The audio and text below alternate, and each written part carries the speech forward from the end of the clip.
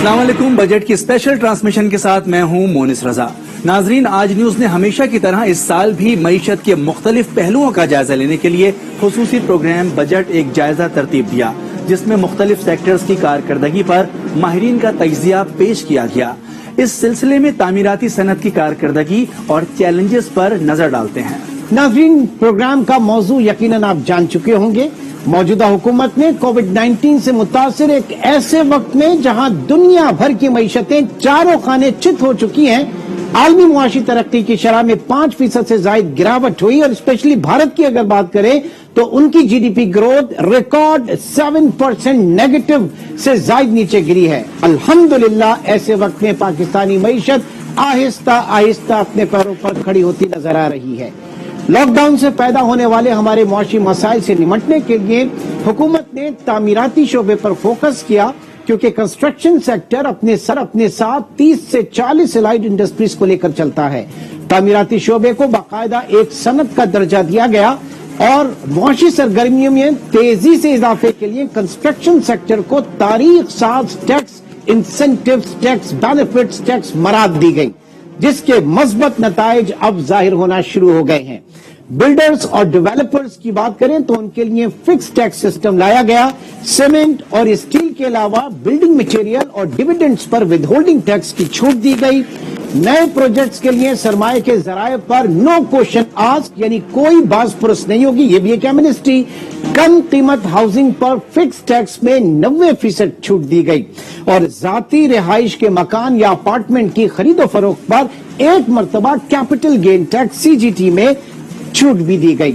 اب سوال یہ پیدا ہوتا ہے کہ کیا آج حال بہتر ہو چکے ہیں, اور اگر ایشوز ہیں تو کس طرح کے ایشوز ہیں؟ انہی تمام چیزوں کو آج کے پروگرام میں ہم ڈسکس کریں گے.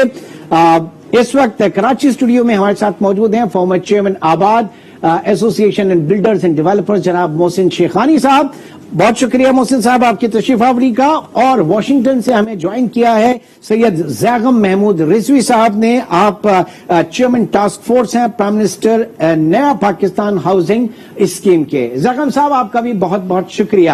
ذرا تھوڑا سا اکانومی کی طرف چلتے ہیں, کیونکہ بہت زیادہ بات ہو رہی ہے اس وقت. اپوزیشن جو ہے وہ ایک سوالیہ نشان, کچھ انڈیپینڈنٹ اکانومسٹ جو ہیں وہ بھی سوالیہ نشان اس وقت آ رہے ہیں اکانومی کی گروتھ. کچھ چیزیں تھوڑی سی ہم ڈسکس کریں گے, پھر آگے میں ڈسکشن کو لے کے چلتا ہوں.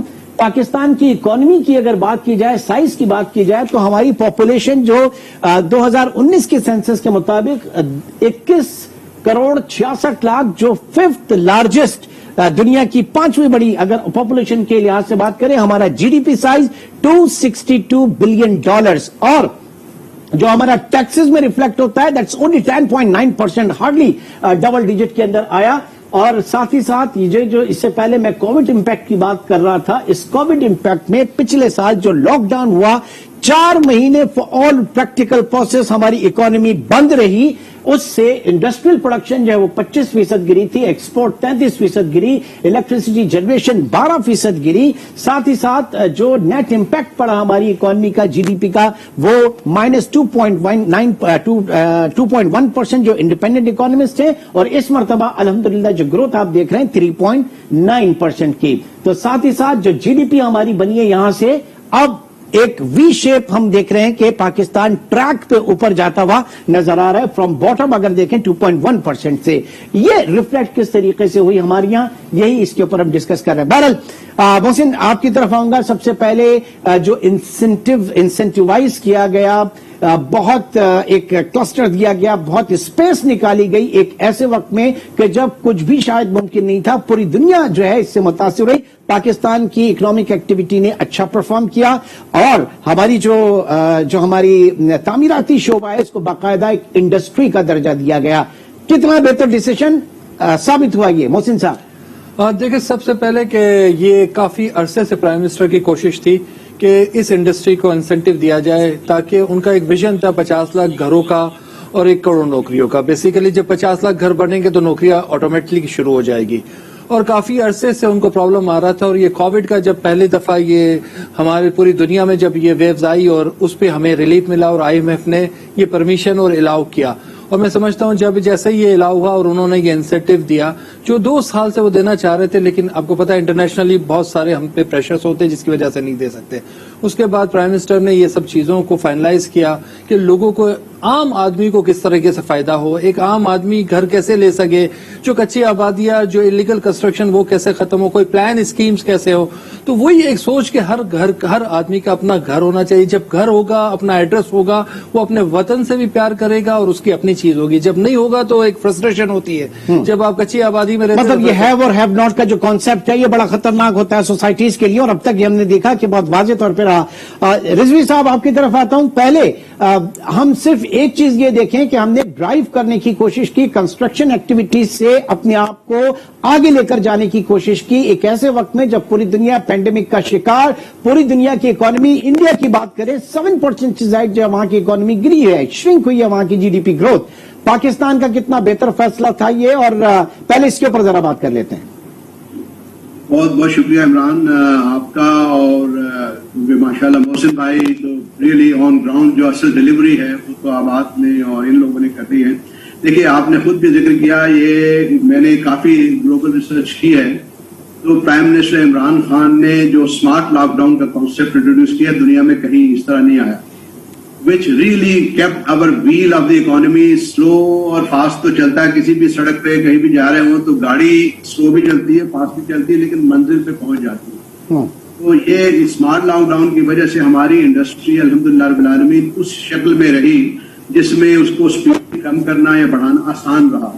یہ آپ نے جو انڈیا کی مثال دی، بلیو می کہ کمپلیٹ ٹوٹل لاک ڈاؤن اور جس شکل میں انہوں نے چند گھنٹے کے نوٹس پہ کیا اباؤٹ اے، آج تک ان کو یہ بہت بڑا مسئلہ ہے کہ جو گاڑی کھڑی رہے نا اس کو آپ کو چلانا جو ہے، واپس لانا وہ اتنا آسان نہیں ہوتا. تو I think this is compliments. اور آپ یہ دیکھیں اس کا بینیفٹ بھی ہوا ہمارے ٹیکسٹائل سیکٹر میں اور کئی چیزوں میں.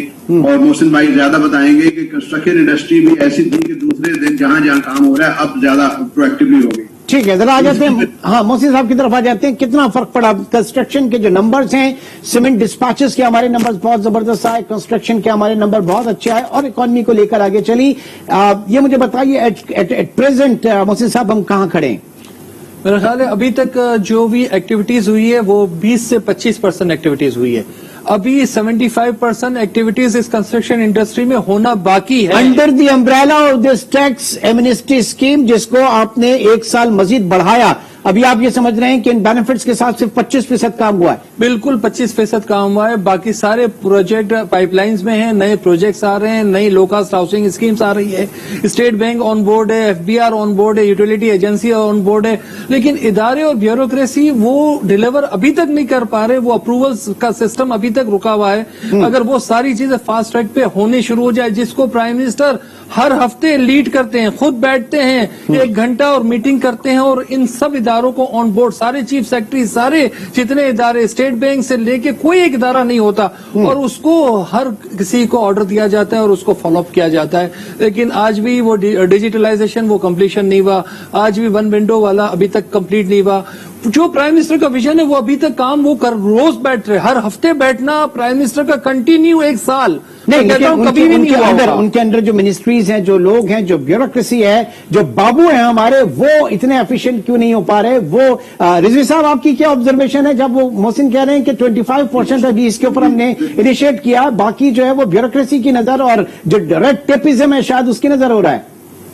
دیکھیے 2 چیزیں میں آپ سے اجازت ہوں تو ایک تو آپ نے پاپولیشن کی بات کی، یہ بہت اہم نقطہ ہے جو آپ نے ریز کیا کہ ایون لاسٹ ایئر ہماری نیٹ پاپولیشن گروتھ نیٹ میں برتھ اینڈ ڈیتھس کو لیں about 46 lakh which is more than the 160 countries around the globe کی پاپولیشن 4.5 ملین سے کم ہے. اب اگر ہم اپنا ہاؤس ہولڈ سائز لیں تو 8 لاکھ گھروں کی ضرورت، تو یہ جو آبادی میں اضافہ لاسٹ ایئر ہوا ہے ان کے لیے ضرورت ہے. تو not delivering housing agenda is not an option at all. اب آپ نے جو بات کی وہ بہت زبردست ہے کہ سلو پروسیس میں محسن بھائی نے کہا دیکھیں ساری چیزیں تو کافی ہو رہی ہیں گورنمنٹ کے لیول پہ، پرائم منسٹر جیسے انہوں نے فرمایا، لیکن میں سول سروس کو بھی اس طرح بلیم اس لیے نہیں کرتا کہ ہمارے ملک میں کبھی اس پہ توجہ ہی نہیں دی گئی کہ جی ان کے رول سسٹم میں گریجولی इम्प्रूवमेंट की जाए प्रोसेस में। मसलन पंजाब में हमने देखा कि बाकी सूबों की निस्बत हाउसिंग में बहुत काम हो रहा है, बट दी सिविल सर्विस जो है वो स्लो अप्रूवल्स दे रही है। सेम इज ट्रू कराची में, शायद सिंध में उससे भी ज्यादा मुश्किल है कि वो पंजाब में कोई आशियाना के नाम से एक स्कीम तो आई थी, उसने डिलीवर नहीं किया, लेकिन उसके रूल्स में जहां जहां वायलेशंस की वो उन्होंने आज तक वो सिविल सर्विस भुगत रहे हैं, तो वो समझते हैं कि better not to do anything then to do and then face the tune. नहीं, लेकिन ये देखें, सर मुझे फाइलें रुकी। अफोर्डेबल हाउसिंग रूल्स, उन्होंने रूल्स तब्दील किए हैं, उनको लगे हैं तो 12-14 महीने इस काम को, बट नाउ द पंजाब की गवर्नमेंट ने affordable housing rules and JB rules अभी अप्रूव कर दिए हैं, जिसके महत अब ब्यूरोक्रेसी को ये अप्रूवल देना, Punjab housing and town planning agency को इन चीजों की प्रोजेक्ट्स की अप्रूवल देना, particularly for the low income sir अगर उन्हें डर नहीं है ब्यूरोक्रेसी के हवाले से कि सिंध में भी रूल्स को हम फैसिलिटेट करें। जी, एक बार फिर आते हैं मोहसिन साहब, जो बात की जा रही थी कि ब्यूरोक्रेसी के बारे में कि दूध का जला छाछ भी फूंक फूंक के पी रहा है, और इसी वजह से शायद ये जो पूरा प्रोसेस है बहुत ज्यादा डिले हो रहा है। बिल्कुल इसी तरीके से हो रहा है, और ब्यूरोक्रेसी बड़ी एहतियात से काम ले रही है, इसलिए कि एक इश्यूज नैब के और इतने FIA के एंटी करप्शन की चीजें चलनी शुरू हो गई है कि कोई आदमी सही तरीके से काम करने के लिए तैयार नहीं है, और हर आदमी का एक खौफ और डर है। जब तक हमें आप ऑनलाइन चीजें नहीं करेंगे, जब तक आप वन विंडो ऑपरेशन नहीं करेंगे, डिजिटलाइजेशन नहीं करेंगे, जब तक ये आपको मसाइल रहेंगे।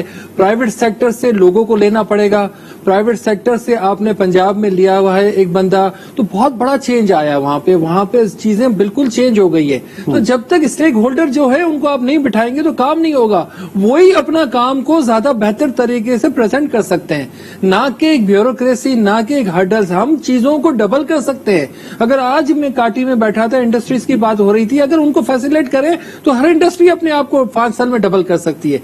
जखम रिजवी साहब, प्राइम मिनिस्टर इमरान खान कोई इनॉग्रेशन करते हैं या आपके कम कीमत घरों के हवाले से, लो कॉस्ट हाउसिंग के हवाले से उनके कोई स्पीच होती है, कोई खिताब होता है, तो कौम को पता चलता है कि वाकई कुछ हो रहा है। अदरवाइज इसकी तशहीर उस तरीके से नहीं हो रही, इसको मार्केट उस तरीके से नहीं किया जा रहा। आज भी एक आम आदमी से अगर पूछें तो उसकी सोच वही कन्वेंशनल सोच है कि कौन जाके बैंकों से इतना महंगा कर्जा लेगा। हालांकि यहाँ पे बैंक्स जो उनको पाबंद किया गया है कि वो अपने एडवांसेस जो है टुवर्ड्स कंस्ट्रक्शन सेक्टर और लो इनकम सेक्टर जो है उसको बढ़ाएं, तो इसकी मार्केटिंग भी उस तरीके से नहीं की जा रही है।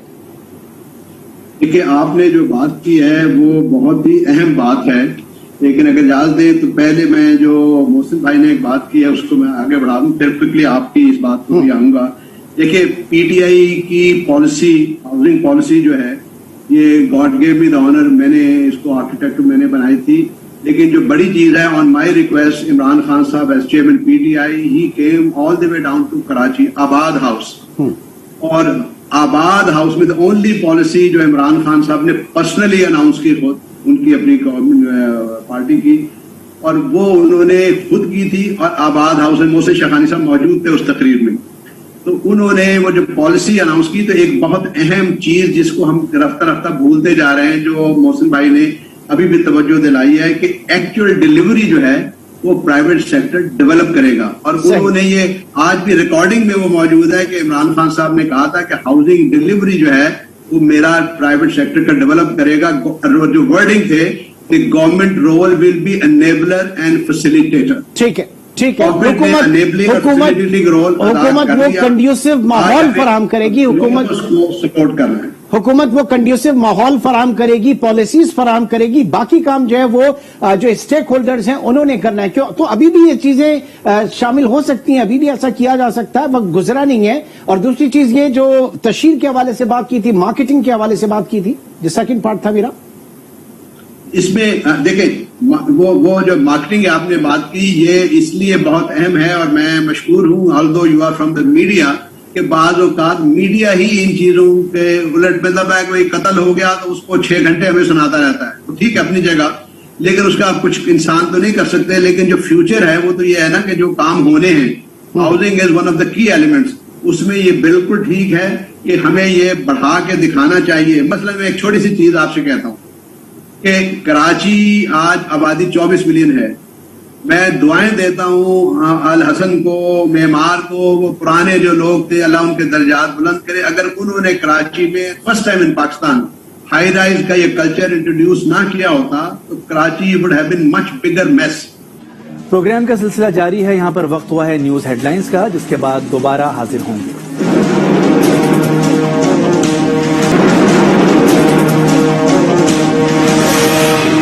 Welcome back. رواں مالی سال کی 3.9% جی ڈی پی گروتھ کا نمبر بہت بہتر، صحیح، لیکن معاشی ماہرین کے لیے حیرت کا باعث بھی بنا. ترقی ہوئی یا نہیں، اور ہوئی تو کتنی ہوئی؟ ماہر معیشت اکبر زیدی کا اس بارے میں کیا کہنا ہے، آئیے دیکھتے ہیں.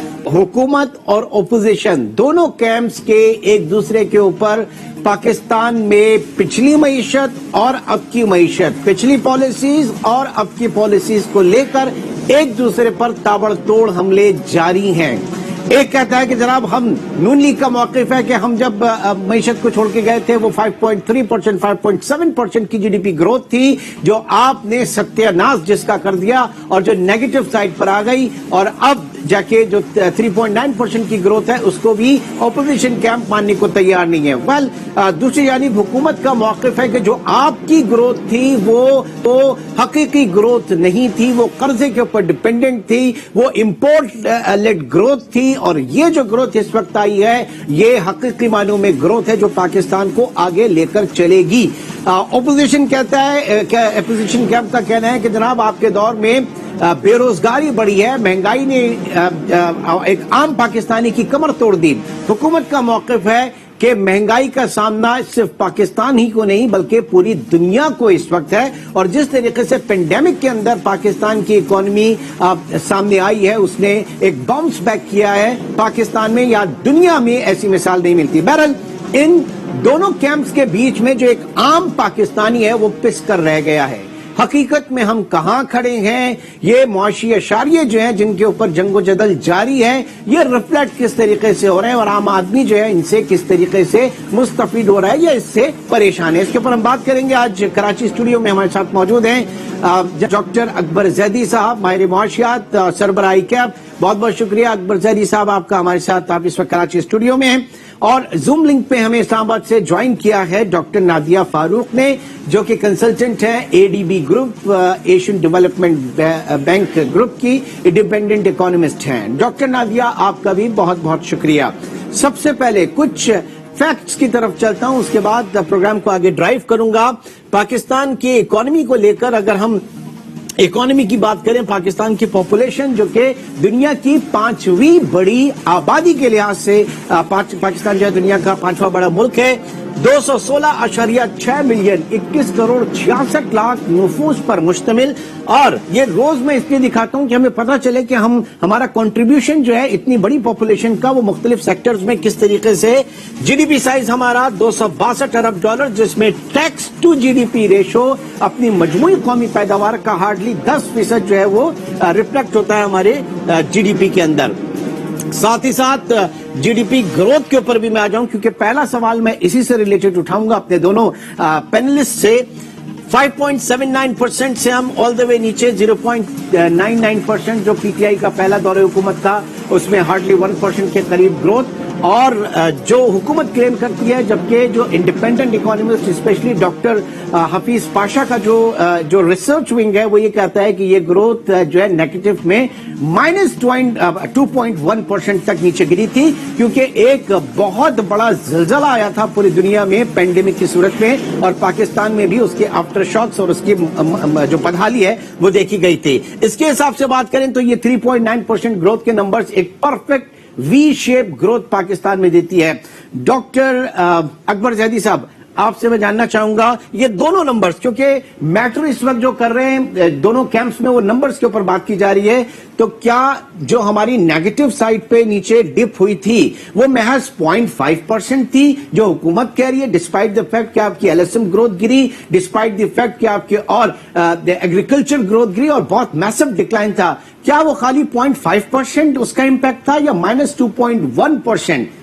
डॉक्टर अकबर जैदी साहब। इसमें शुक्रिया इमरान साहब। देखें, अगर हफीज पाशा ने कैलकुलेट किया है, वो अक्सर ऐसी चीजें कैलकुलेट करते हैं, अगर -2.1% नहीं -1.5 के करीब होगी, यानी -0.5 से ज्यादा होगी जो वो बता रहे हैं। अच्छा, अब इसमें असल चीज आ जाती है, जो दोनों अगर हम आदाद शुमार देखें 3.9 और अगर समझे 2.1 मान भी लें, इसका मतलब ये है कि हुकूमत ने 6% तरक्की की है, मईशत ने 6% की है इस साल में। -2.1 से 0 आना, 0 से 3.9 आना, लोग अक्सर ये भूल जाते हैं। तो 6% आपको 3.9 तो हतमी वो है, लेवल है, लेकिन इसका मतलब ये हुआ कि 6% उन्होंने बेहतरी लेके आए। एक्यूमुलेटेड ग्रोथ जो है वो 3.9%। ओके, इस 3.9% के नंबर के ऊपर जाहिर है कि आपका बेस जो है वो बिल्कुल लो हो चुका था। तो लो बेस, आप जितने भी नेगेटिव साइड से ऊपर उठेंगे आपको नंबर्स बहुत अच्छे नजर आएंगे। तो वो लो बेस जो है, क्योंकि ये 3.9% की ग्रोथ फिर नजर कहां पे आ रही है, रिफ्लेक्ट हो रही है इस वक्त पाकिस्तान की मईशत में? मैं second question to you doctor साहब। देखिए, इसमें कोई शक नहीं कि इस साल ग्रोथ हुई है। ये सारी पार्टीज को, सारे लोगों को मान लेना चाहिए कि जाहिर है अगर मनफी 0.5 थी या मनफी 2.1 2.1 थी, उससे तो बहुत बेहतर हुई। अब कितनी बेहतर हुई है इस पे बहस कर रहे हैं, और वो बिल्कुल मेरे ख्याल से बेकार की बहस है, उसकी मतलब नहीं है। तो बेहतर हुई है, कितनी बेहतर हुई है? 3 हुई है, 3.9 तक गई है। मेरा ख्याल है कि ये इशू नहीं होना चाहिए। इशू ये होना चाहिए कि इसके लवाजमात क्या हैं, ये किस तरह से हुई, ड्राइवर्स ऑफ ग्रोथ क्या हैं। जैसे आपने अभी सवाल पूछा कि अगर ये हो रही है, बताएं तो सही।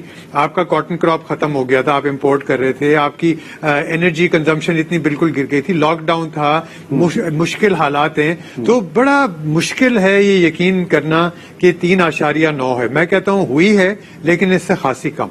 ठीक है, डॉक्टर नादिया फारूक, आपकी तरफ आता हूं। ये नंबर्स में उलझे बगैर आप करें 2 सवाल। पहला कि क्या पाकिस्तान की मुआशी हालत जो है पिछले साल के मुकाबले बेहतर है? यकीनन बेहतर है, इसमें कोई शक नहीं। कितनी बेहतर है और क्या ये पॉलिसी सस्टेनेबल हैं, क्या ये सही ट्रैक है, इसके ऊपर जरूर बात की जा सकती है। डॉक्टर नादिया।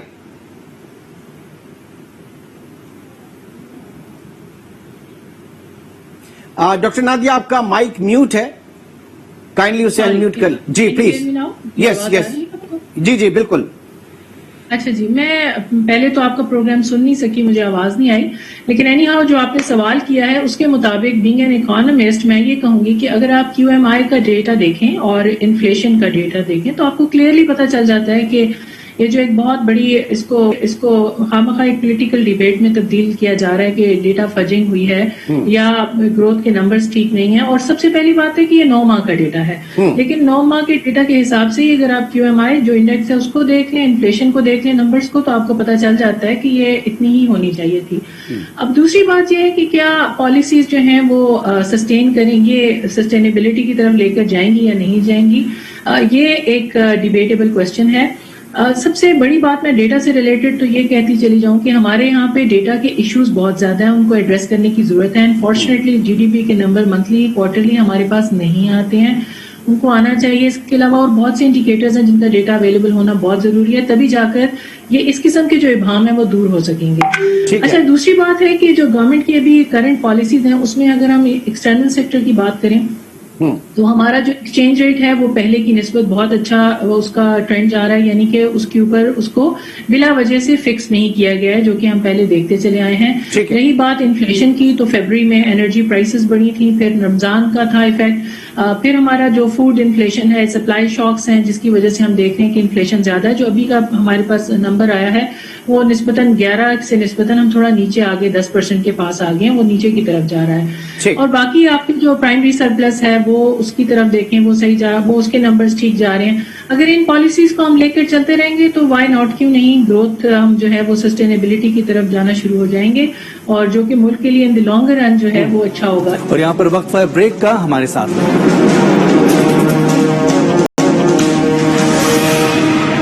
Welcome back. ज़राई शोबे के लिए पानी की दस्तयाबी पाकिस्तान में एक संगीन मसला है।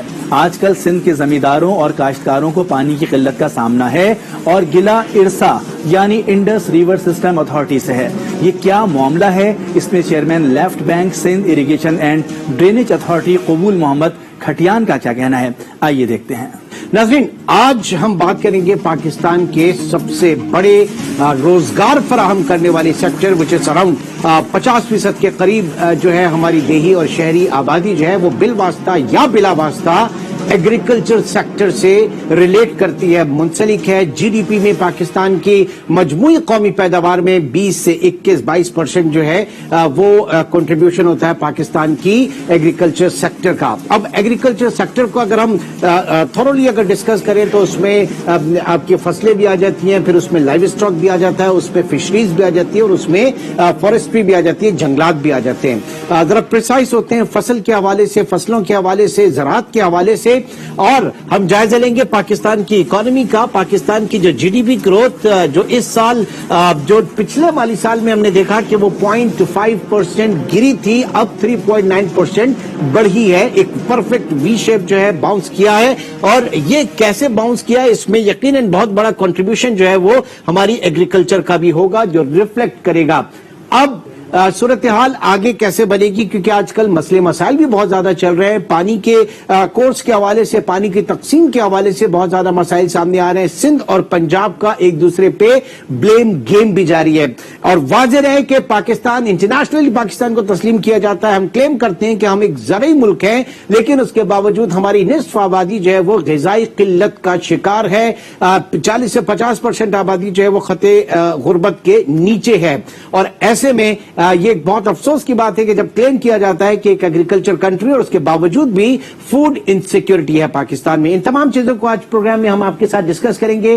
कराची स्टूडियो में अपने गेस्ट का आपसे तारुफ कराता चलूंगा। कबूल मोहम्मद खटियान साहब इस वक्त हमारे साथ कराची स्टूडियो में मौजूद हैं। खटियान साहब जो हैं वो चेयरमैन हैं लेफ्ट बैंक सीडा के Sindh irrigation and drainage authority जो है, और साथ ही साथ हमें इस्लामाबाद से डॉक्टर आबिद सुलैरी भी कुछ देर में ज्वाइन करेंगे। कटियान साहब, पहले आपकी तरफ आता हूं। सबसे पहले ये बताइए कि ये जो बड़े मुजाहरे भी हो रहे हैं, बहुत ज्यादा इसके ऊपर बात की जा रही है, पानी की मुनसिफाना तकसीम के हवाले से ब्लेम गेम है सिंध और पंजाब का। आप कहते हैं कि पंजाब पानी पूरा नहीं दे रहा, पंजाब कह रहा है कि पानी हम पूरा दे रहे हैं, आप लोगों से मैनेज नहीं हो रहा। क्या मसला क्या है ये? सर देखें, ये जो सीजन जैसे ही शुरू हुई है इस साल की, इसमें पानी का प्रॉब्लम रहा है। बेसिकली एक तो बेसिक प्रॉब्लम हर साल ये तब प्रॉब्लम आता है, पंजाब और सिंध का झगड़ा हमेशा तब खड़ा होता है जब डैम्स की सूरत हाल खराब होती है और जनवरी और फरवरी मार्च के महीने में कैचमेंट एरिया में बरसात नहीं होती है। तो डैम्स की पोजीशन बहुत खराब थी, तो उसकी वजह से पंजाब ने क्या किया इस दफा, जो एसा के जो मेंबर्स थे वहां पे, उन्होंने जो चेयरमैन थे, उन्होंने वहां पे सिंध को ये प्रॉब्लम हुआ कि उन्होंने वहां पे अपने जो फ्लड कैनाल्स थे जो अगस्त के महीने में खोलने की इजाजत होती है आम तरह से जब पानी बढ़ जाए। हाँ। अब सिंध और पंजाब का कोई झगड़ा नहीं है, ये इरसा के साथ झगड़ा है। इरसा वालों ने अलाउ किया और वहां पे जो फ्लड कैनाल्स थे, टीपी लिंक कैनाल, वो मई के महीने में खोले गए जिनको इजाजत नहीं थी खोलने की। तो उस वजह से यहाँ पे पहले ही पानी की शॉर्टेज थी। यहाँ पे हमारा राइस क्रॉप नहीं हो सका है अभी तक उस कल्टीवेशन सिंध में, जिसकी $2 बिलियन की एक्सपोर्ट हर साल होती है पाकिस्तान के लिए। यहाँ पे हमारा जो कॉटन क्रॉप है वो प्रॉपरली नहीं हो सका पानी की शॉर्टेज की वजह से। यहाँ पे हमारे को बहुत प्रॉब्लम्स हैं पानी की। तकरीबन काफी शहर तो ऐसे हैं, जैसे कोटरी बैराज जो हमारा सबसे नीचे वाला जो बैराज है सिंध का, हाँ। उसमें तो आज के दिन पे भी 53% शॉर्टेज पानी की टिल टुडे मौजूद है। तो ये मसला हल कौन करेगा? देखिए ये के साथ अगर होता है पूरे पाकिस्तान के लिए एक नेशनल मसला है। इस पे ना द प्राइम मिनिस्टर को बैठ के और उस पे एक कमेटी बनानी चाहिए और इस प्रॉब्लम को बैठ के सॉल्व करना चाहिए, ताकि यू सी नेशनल, ये इसमें कोई लोगों का झगड़ा नहीं है आपस में। फार्मर यहाँ पे भी हैं, फार्मर वहां पे भी हैं, पंजाब के भी फार्मर भाई हैं हमारे, सिंध के भी हमारे फार्मर भाई हैं। लेकिन मसला ये है कि इक्वल डिस्ट्रीब्यूशन जो अकॉर्ड के तहत लिखी जाती है, हम चाहते हैं कि जो अकॉर्ड में 1991 में लिखा हुआ है उसके तहत तो कम से कम की जाए। उसके अलावा फ्लड कैनाल्स को बंद किया जाए फौरी तौर पे, और उसमें जो पानी लिया जा रहा है वो नहीं लेना चाहिए। तो सिचुएशन ही नहीं है, और उन्होंने वो वहां पे देखें मई के महीने में खोले गए फ्लड कैनाल्स जो अगस्त में खुलने थे। तो ये हमारे इतराजात हैं कि जो अकॉर्ड के मुताबिक जो पानी है वो हमें नहीं दिया गया। कौन करेगा? मतलब आप कोर्ट ऑफ लॉ जाएंगे या अभी आप सड़कों पे मौजूद हैं, धरनों पे मौजूद हैं, सुनेगा कौन? देखिए आज के दिन पे हम लोग धरनों पे मौजूद हैं, कल भी ये पूरे सिंध में धरने लगे हैं, आज भी पूरे सिंध में धरने लगे हैं। اور اگر آگے جانا پڑا تو ہم پنجاب میں بھی جا کے دھرنا لگا دیں گے اسلام آباد میں. لیکن سننا تو یہ سب کا کام ہے. اور جو فیڈرل گورنمنٹ ہے ان کو یہ سمجھنا چاہیے, فیڈرل گورنمنٹ کے خلاف سندھ میں دھرنے لگ رہے ہیں, ان کو سمجھنا چاہیے کہ سندھ بھی پاکستان کا حصہ ہے اور ان کا جو لیگل شیئر ہے وہ لوگ وہ مانگ رہے ہیں, ان کو دینا چاہیے. ارسا کے ساتھ آپ کا مسئلہ ہے, انڈس ریور سسٹم اتھارٹی جو ہے پوری اس کے ساتھ. اچھا اب یہ بتائیے کہ پاکستان کی اکانومی جس طریقے سے اٹھی ہے 3.9% گروتھ, لاسٹ ایئر جو ہے وہ بہت زیادہ پاکستان کی اکانومی گری تھی اور پھر لوکسٹ کا بھی اٹیک ہوا تھا بہت زیادہ. ایک میں اور آپ بیٹھ کے یہی پروگرامز میں ایک وریسم پکچر جو ہے وہ دیکھ رہے تھے, لیکن الحمدللہ بہت زیادہ سپورٹ کیا اس مرتبہ, صورتحال بہتر رہی. اس کی میں آپ کو وجہ بتاتا ہوں. دیکھیں لاسٹ ایئر ہم لوگ کی جو صورتحال پانی کی تھی ڈیفینیٹلی بہتر تھی, ڈیم کی کنڈیشن بھی لاسٹ ایئر بہتر تھی. پھر سندھ میں مینجمنٹ بھی ہم لوگوں نے کافی امپروو کی ہے. یہاں پہ بہت بڑے بڑے سسٹمز بنے ہیں جو پہلے نہیں تھے, اب آپریشنل ہو گئے ہیں, آخری ٹیل اینڈز تک پانی پہنچ رہا ہے. اور جس طرح کی یہ بلیم گیم والی باتیں ان پہ اگر نہ جلائے اور فیکٹس اینڈ فگرز پہ چلا جائے تو سندھ میں بہت اچھا بمپر کراپ پاکستان پورے میں ویٹ کا ہوا ہے آپ لوگوں کا. یہ مجھے بتائیے بمپر, یہ جب ہم بات کرتے ہیں سر کوانٹٹی اس میں ہوگا کہ بمپر کراپ آپ جو ہے وہ گنے کی بھی کر لیتے ہیں, بمپر کراپ آپ ویٹ کی بھی کر لیتے ہیں, پھر آپ چینی بھی امپورٹ کرتے ہیں, پھر آپ گندم بھی امپورٹ کرتے ہیں, اور آپ کے ملک کی آدھی آبادی جو ہے وہ غذائی قلت کا شکار, فوڈ انسیکیورٹی جو ہے وہ فوڈ سیکورٹی بہت بڑا مسئلہ ہے. یہ کیوں ہے؟ یہ سب بولنے کی باتیں بولنے کی بات بالکل نہیں ہے. وی آر فوڈ سیکیور, ہم لوگ فوڈ سیکیور کنٹری ہیں, آج بھی تھے اور پہلے بھی تھے. ٹل ٹوڈے میں آپ کو کہہ رہا ہوں کہ ہم لوگ فوڈ سیکیور کنٹری ہیں.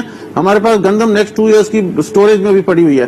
اس سال بھی ہمارے پاس سٹوریج میں وہ جہاں پہ چھاپے پڑتے ہیں اور نکالی جاتی ہے. میں آپ کو ایکسپلین کرتا ہوں. دیکھیں آپ کے ساتھ 2 ملک اور ہیں جو آپ کے ساتھ ہیں, ایران اور افغانستان. آپ ان کو بھی یہ گندم یہاں سے جاری ہوتی ہے لیگلی یا انلیگلی, بالکل اس ملک سے جاتی ہے.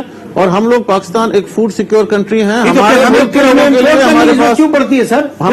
پرائس کو مینٹین کرنے کے لیے ہمیں گندم امپورٹ کرنے کی ضرورت نہیں پڑے گی. اس سال ہمارے پاس گندم انف کوانٹٹی میں موجود ہے. اگر کسی طرح سے باہر انلیگلی کوئی نکال دے تو ایک الگ بات ہے, otherwise we are food sufficient, we have enough wheat. Sir ابھی ویٹ کے بیگز جو آئے فطرے زکات والے وہ باہر چاول سے ہیں. صحیح چاول بھی لاسٹ ایئر ہم لوگوں نے $2 بلین کی, آپ اپنے فیکٹس اینڈ فگرز چیک کر لیں, we have exported rice. Pakistan پورے سے $2 بلین کی ایکسپورٹ ہوئی ہے لاسٹ 2 سال. دس ایئر ابھی پانی کی جیسے ابھی تک شارٹیج ہے, ابھی تک ہماری سندھ میں تو رائس کلٹیویشن نہیں ہوئی ہے اب, لیکن پانی کی آج صورتحال امپروو کر گئی ہے اور بہتری اگر آ گئی تو ہوپ فلی رائس ہم کر جائیں گے. ایک اور بڑی شکایت آپ لوگوں سے جو آپ کے کسانوں کو ہی ہوتی ہے, آپ سے ہم کون ہوتے ہیں شکایت کرنے والے, وہ یہ کہ گنے کی پراپر جو پرائس ہے ان کو نہیں ملتی. شوگر کیئر وہ کین کمشنر بھی بیچ میں آتا ہے, سب کچھ ہوتا ہے, لیکن ہوتا ہوا تھا کچھ نہیں ہے. حالات کچھ بدلے یا کھٹیان صاحب ابھی بھی ویسے ہی ہیں؟ دیکھیں اس سال تو گنے کی کافی شارٹیج رہی, اس کی وجہ سے پرائس تقریباً جو انہوں نے فکس کی تھی پرائس اس سے بہت اوپر 100 روپے اوپر پہ چلی گئی. اس کی وجہ سے آپ انفلیشن دیکھیں گے کہ مارکیٹ میں جب شوگر کی پرائس آئے گی تو وہ بھی کافی اوپر آ رہی ہوگی. انفلیشن ایک ایسی چیز ہے جس کو ہمیں کنٹرول کرنا پڑے گا, اور اس کو جب تک ہماری جو بیسک ان پٹس ہیں اس کا ایک بہت بڑا مسئلہ یہ ہے کہ وہ اس میں زیادہ تر ان پٹس باہر کے ملک سے آتی ہیں. جب ان پٹس آپ کی امپورٹ ڈالر میں ہو رہی ہیں, ڈالر آپ نے لاسٹ 3 سال میں 100 روپے میں سے 160 روپے تک تقریباً جا کے پہنچ گیا ہے, تو وہ 50% 60% تو آپ کی جو ان پٹ کاسٹ اتنی انکریز کر گئی ہے, اس کی وجہ سے جو آؤٹ پٹ پروڈیوس ہوتی ہے وہ بھی مہنگی داموں. پھر کیا ہوا؟ پرائم منسٹر نے جو کسان پیکج دیا, وہ جو پروگرام بلینز آف روپیز کا ہے, ہمیں ابھی تک کوئی بھی ڈلیوری نہیں ملی. کوئی بھی کسی بھی قسم کا فیڈرل گورنمنٹ سے. ہم لوگ کی ڈی اے پی کی سبسڈی تھی وہ بھی کینسل کر دی گئی ہے لاسٹ ایئر سے. جو ڈی اے پی کی بوری 3000 کی تھی اب 5,500 روپے کی بکری ہے سندھ میں. یہ سبسڈی ہمیں نہیں ملی ہے. یہ پروگرام پھر کہاں کے لیے؟ پنجاب کے کسانوں کے لیے, کسی اور صوبے کے کسانوں کے لیے؟ مطلب یہ تو پاکستان کا ہے. یہ ہمیں نہیں ڈلیور ہوا ہے. یہاں پہ سندھ میں ہماری کو نہ ہماری پیسٹیسائڈ کی پرائس کم ہوئی ہے, خود ڈالر کو اوپر کرنے کی وجہ سے ہماری ساری ان پٹس مہنگی ہو گئی ہیں. ڈیزل مہنگا. سندھ گورنمنٹ کیا کر رہی ہے؟ سندھ گورنمنٹ کیا کر رہی ہے؟ سندھ گورنمنٹ کچھ کر رہی ہے؟ دیکھیں سبسڈی جو ہوتی ہے نا وہ فیڈرل گورنمنٹ کا وہ ہوتا ہے کہ وہ سبسڈائز کرے کسی چیز کو, لیکن سندھ گورنمنٹ نے نہیں کسی چیز میں. بزدار صاحب کے حوالے سے بھی تو بات چل رہی ہے. سندھ گورنمنٹ نے جو یہاں پہ سبسڈی دے رہی ہے وہ ہمارے کو جو امپلیمنٹس ہیں ٹریکٹرز کے اس مل رہی ہے. ہمارے پاس جو ڈرپ اریگیشن کے سسٹم ہے ان میں سبسڈی ہمیں مل رہی ہے. جن چند چیزوں مل رہی ہے ہم آپ کو کلیئرلی بتائیں گے. جو ہمیں پیکج اناؤنس کیا گیا تھا یا تبدیلی کے نام پہ جو پاکستان پورے کے لوگوں کو بتایا گیا تھا کہ اتنا بڑا پیکج ملے گا فارمرز کے لیے، جی ہمارے پاس جہانگیر ترین جیسی ٹیم بیٹھی ہے، that did not happen and it was not delivered. ہمیں فارمرز پھر وہ نمبرز جو ٹریکٹرز کی مینوفیکچرنگ کے نمبرز ہیں، ٹریکٹرز اتنی بڑی تعداد میں، ریکارڈ تعداد میں بن کے جا رہے ہیں، تو وہ پبلک سواری کے لیے تو نہیں یوز ہو رہے ہیں. مجھے نہیں سمجھ آ رہا کہ کہاں جا رہے ہیں. ٹریکٹر دیکھیں، پرائس ٹریکٹر کی یہاں پہ 10 لاکھ روپے ہوتی تھی، آج کے دن پہ رشین ٹریکٹر کی پرائس 27 لاکھ روپیز ہے. عام فارمر ٹریکٹر خرید کرنے کی پوزیشن میں ہی نہیں رہا. نہیں تو یہ نمبرز کہاں جا رہے ہیں؟ پھر یہ جو ریکارڈ نمبرز ٹریکٹرز کی مینوفیکچرنگ ہے اور آپ کی LSM گروتھ کے اندر وہ نمبرز بہت زیادہ آ رہے ہیں. میں نے فگر بتا دیا کہ آج کے دن پہ ٹریکٹر کی پرائس اتنی مہنگی ہو گئی ہے کہ ٹریکٹر خریدنا عام فارمر کی پہنچ سے بہت آگے چلا گیا. پروگرام میں اور بھی بات کریں گے، ایک بریک کے بعد دوبارہ آگے.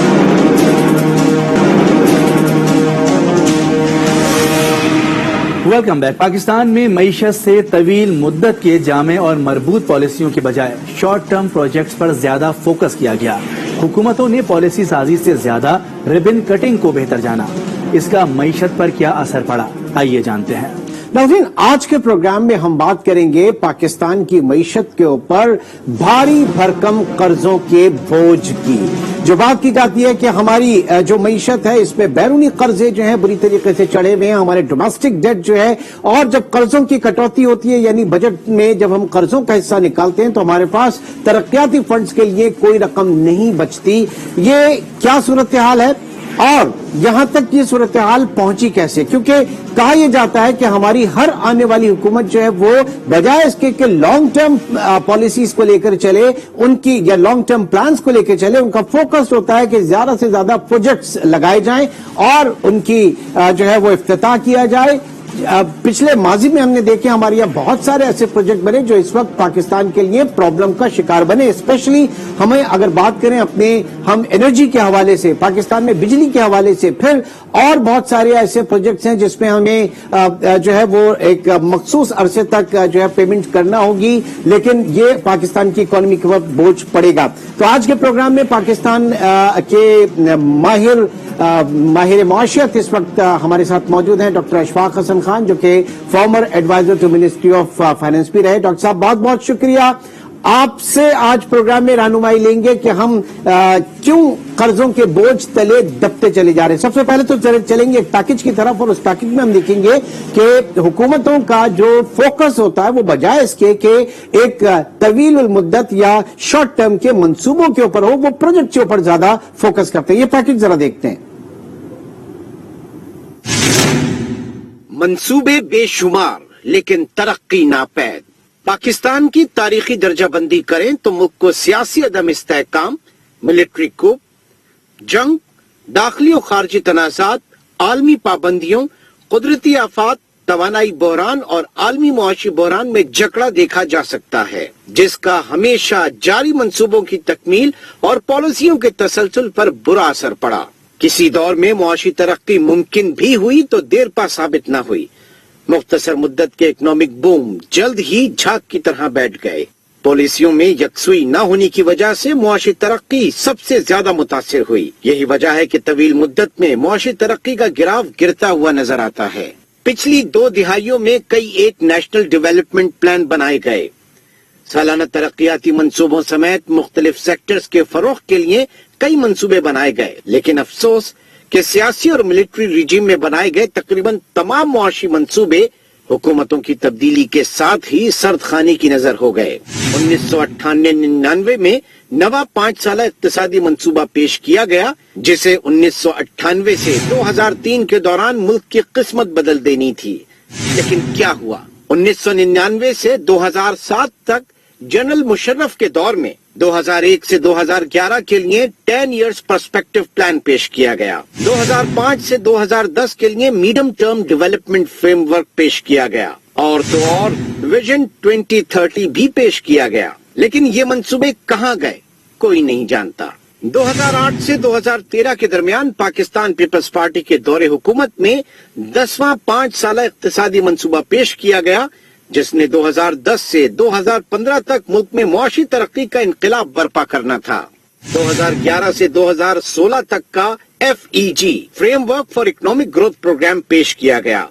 लेकिन पीपल्स पार्टी हुकूमत के जाते ही ये प्रोग्राम सर्दखाने में चले गए। 2013 से 2018 मुस्लिम लीग नून के दौरे हुकूमत में भी बड़े एतमाद के साथ 11वां 5 साला मंसूबा पेश किया गया, जिसने पाकिस्तान को एशियन टाइगर बनाना था।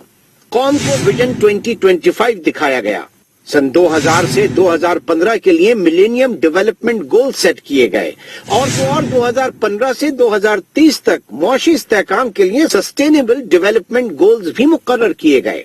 मुश्किल ही से किसी ने इन प्रोग्राम्स को पढ़ा होगा, इन मंसूबों को समझा होगा और हकीकी मानों में उन पर अमल दरामद की कोशिश की गई होगी।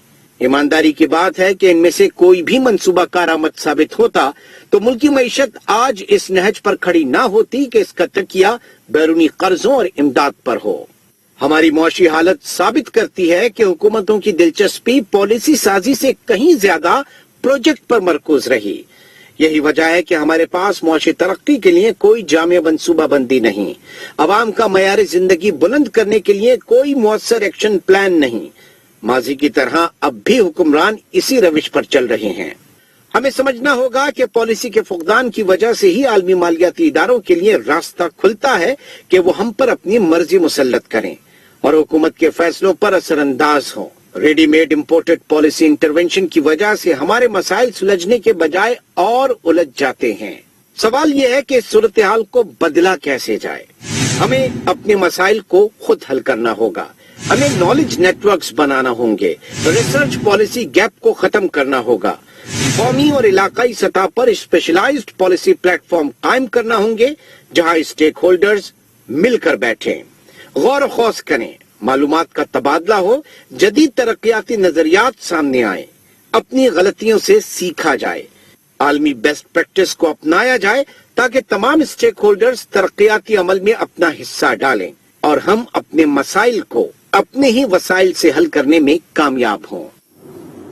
जी, तो ये पैकेज आपने देखा। डॉक्टर साहब आपकी तरफ आता हूं। कोशिश, एक जायजा लेने की कोशिश की गई और ये हर हुकूमत जो है वो बड़ी कमिटमेंट के साथ आती है। पाकिस्तान में बहुत सारे प्लान्स होते हैं, ministry of finance, ministry of finance division के साथ planning division and so on, सब अपनी अपनी पूरी मेहनत करते हैं, लेकिन उन पॉलिसीज की कंटिन्यूएशन नहीं रहती, तसलसल उन पॉलिसीज का नहीं रहता और फोकस जो है फिर वो शॉर्ट टर्म प्रोजेक्ट्स के ऊपर हो जाता है। वो सही है या नहीं है? मिसाल के तौर पे लास्ट अगर हम गवर्नमेंट की बात करें तो कैपेसिटी पेमेंट्स का बहुत बड़ा इस वक्त एक इशू सामने आ रहा है और फिर अगली हुकूमत जो है उसका मानना है कि ये मुआहदे या ये प्रोजेक्ट्स जो हैं वो सही नहीं लगे।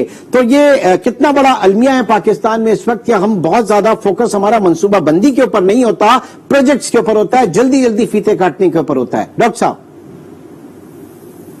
ये देखें, ये आपने बहुत जबरदस्त किस्म के ये सवालात किए हैं और यही रूट कॉज है पाकिस्तान के मसाइल का। मैं शुरू इस तरीके से करूंगा कि जो भी हुकूमत आती है, unfortunately personal interest becomes supreme to the national interest. याद रखेंगे, personal interest becomes supreme to the national interest. तो उस तमाम उनकी कोशिश ये होती है कि मेरे पर्सनल इंटरेस्ट को जो है उसको प्रमोट किया जाए, नेशनल इंटरेस्ट पीछे की तरफ रहता है। दूसरी चीज जो है प्रॉब्लम की जड़ है हमारे यहाँ कि हमारे यहाँ कितनी बड़ी बड़ी सियासी पार्टियां हैं जो पूरे पाकिस्तान के लेवल पे हैं। किसी भी पार्टी में कोई उसकी इकोनॉमिक टीम नहीं होती है, किसी के पास नहीं है। उनकी सारी कोशिश होती है कि किसी तरीके से इक़्तिदार में आ जाओ और जब आ गए तो उन्हें फिर समझ में नहीं आता कि वो करें क्या। फिर इधर उधर इसको पकड़ उसको पकड़, जो कहीं से भी मिल जाए उसको पकड़ लिया। इर्रेस्पेक्टिव कि जब आप बाहर अपोजिशन में थे तो आपने अपना एक एजेंडा दिया हुआ था, आपका एक मंशूर था जो आपने इम्प्लीमेंट करना होता है और आपने बड़े कौम से वादे किए हुए होते हैं। लेकिन चूंकि आपके पास टीम नहीं थी, आप आ गए क्योंकि शायद आपको यकीन नहीं था कि मैं इलेक्शन जीत जाऊंगा, वो आ गए। जब आ गए तो उनके पास टीम नहीं है, वो इसको पकड़ उसको पकड़ और पकड़ते इस दौरान में मईशत के अंदर में वो एक हैजानी से कैफियत क्रिएट हो जाती है। उसके बाद ultimately we go to the lender of the last resort, जिसको हम IMF कहते हैं। ठीक है, जब वहां पहुंच जाते हैं तो वो कहते हैं कि भाई अब आ गए हो हमारे पास, ये हमारा स्टैंडर्ड पैकेज है जो 1980 से हमने बनाया था, इसको अब तुम इम्प्लीमेंट करो, ये करो वो करो, मॉनेटरी पॉलिसी तो टाइट फिस्कल पॉलिसी, ये सब ये अपने बिजली की कीमत बढ़ाओ, गैस की कीमत बढ़ाओ, वो एक स्टैंडर्ड से उसमें हमें डाल देते हैं, तो हम लगे हुए उसमें। अब सर अलमिया ये है कि इस वक्त बजट बिल्कुल करीब है और हम जानना चाहेंगे कि पाकिस्तान की कितनी पॉलिटिकल पार्टीज हैं जिन्होंने अपना शैडो बजट बनाया। पहले एक जमाने में शायद ये रवायत होती होगी, कुछ हमने देखी भी, लेकिन अब कोई पॉलिटिकल पार्टी मतलब बजट पास किस तरह से होगा, बजट पास होगा या नहीं पास होगा, इसके ऊपर ज्यादा फोकस है बनिस्बत इसके कि आप अपना एक शैडो काबीना बनाएं, आप अपना एक ऑल्टरनेट प्लान सामने रखें। ये चीज भी बड़ी नहीं है। वो आप कह लें कि जमहूरी जो हुस्न होता है वही नहीं है यहाँ पे। यही तो मैं कह रहा था कि किसी भी पार्टी में यू नेम ए पार्टी, किसी के पास इकोनॉमिक टीम नहीं है उनके। बजट एक जायजा में फिल वक्त इतना ही। एक ब्रेक के बाद आप देख सकेंगे न्यूज हेडलाइंस आज के साथ।